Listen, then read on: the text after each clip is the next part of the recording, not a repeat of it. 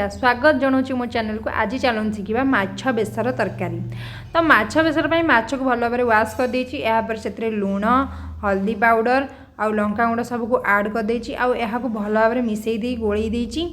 यापर आम चलतु यहीटा होगला एबे आम मसला प्रिपेयर करिया। मसला पियाज अदा रसुण बहुत कम नहीं आ गोटे चामच सोरिष आउ जीरा सबकि ऐड करिछि। को भल भाव में गोटे मसला बनै दउछि।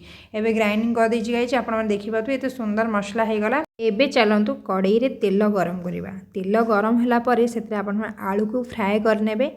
आपण चाहिले याकू स्किप मध्य करि परिबे। यापर आप माछ फ्राए ପାଇଁ पकईदेवे। तेलटी गरम होला परे पकेबे जहाँद्वारा तल लगिजबनी और भल भाव माछटी को फ्राए करेंगे। हाल्का टिके फ्राए करेंगे जहाँद्वारा माछ टिके सॉफ्ट रहिबो झोलरे।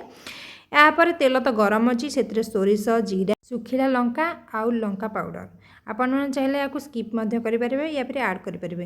यापर मुझे बनई मसलाटी को ऐड कर देछि। देखिपे मसलाटी को केवे कषापी छाड़बे कहीं पिता लगे सोरिषटी से गोटे ग्लास पानी मुझे ढाल देछि जहाँद्वारा यह पिता लगेनि बहुत भल फ्लेवर आसो से आपण मैंने 2 मिनिट छाड़ीदेवे जमी भल माने पानी फुटी आसो आ भल मसला हो आसपर आप हल्दी पाउडर आउ सल्ट को ऐड करेंगे। मन रखिथे आगुरी मतलब सल्ट ऐड होती तो देखी चाहिए आप पकेबे कहीं जहाँद्वारा बहुत भल टेस्ट आसो। मिर्ची पाउडर भी पकेले यहीपर 2 मिनिट फुटी आसलापर से काटी जो आलू गुड़िक फ्राए करते से आलू गुड़िक ऐड करदेली।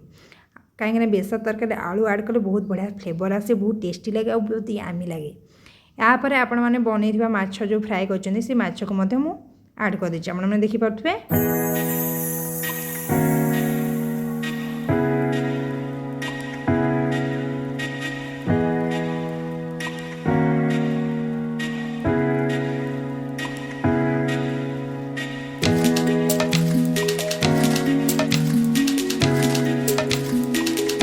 कंचा लंका ऐड कर देछि। आपण मैंने चाहिए कंचा लंका सहित आपण मैंने आंबुल खटा भी ऐड करेंगे कि मो पाखे आंबुल खटा आवेलेबल ना से टमाटो को यहपर काटिक मैंने ग्रेवी न पकईकि या ये पकई देछि जहाँद्वारा कि बहुत भल फ्लेवर आसे बहुत टेस्टी लगे। आउ धनिया पत्र बास्ना ऐड कर देछि।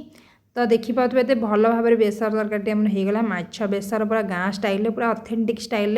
जदि आपण मैंने यहीपरि भाव में बेसर तरकारी बन खाइबा चाहूँगी तेल आप भाई भाव में बनई पारे। बहुत टेस्टी और बहुत यामी लगुव आप देखिए कलर के सुंदर आसी। जदि आप भिडियोटी भल लगी लाइक शेयर करेंगे गाइस।